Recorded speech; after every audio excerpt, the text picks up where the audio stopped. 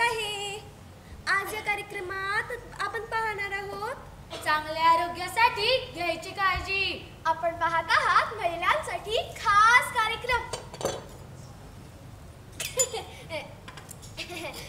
रुचकर मेजवानी.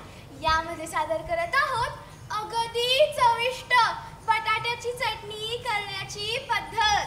मध्यम जमिनीसाठी या जमिनीत 2 बटाटे, कांदे, मिरच्या, जिरे आणि चवीपुरतं मीठ घेऊन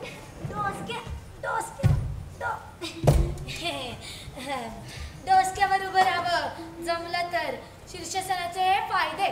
शीर्षासनामुळे डोसक्याला रक्तपुरवठा नीट होतो, त्यामुळे शरीर पिळदार बनते. तसेच शरीराला भुसभुशीत करण्यासाठी नांगर चालायला लागेल. खोल गेलेल्या मुळांना गरम पाण्यात उकळून काढा. उकळलेले बटाटे सोलून आणि किसून झाल्यानंतर दातांना घासावे.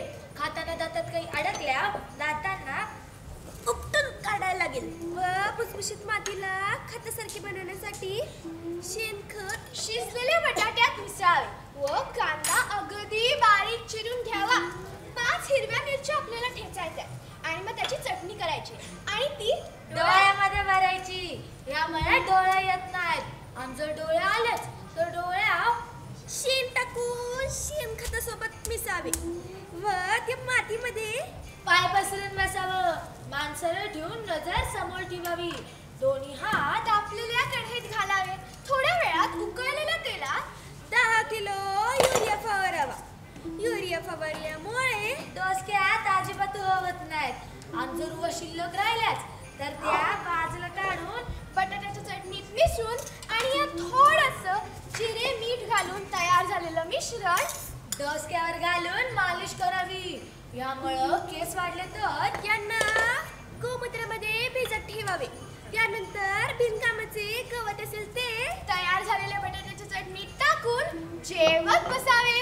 जेवल्यानंतर पोट बियाणे कापून काढावे व बाजारात विकायला द्यावे. शेतीभावाप्रमाणे किंमत मिळेल. पहिल्यांदा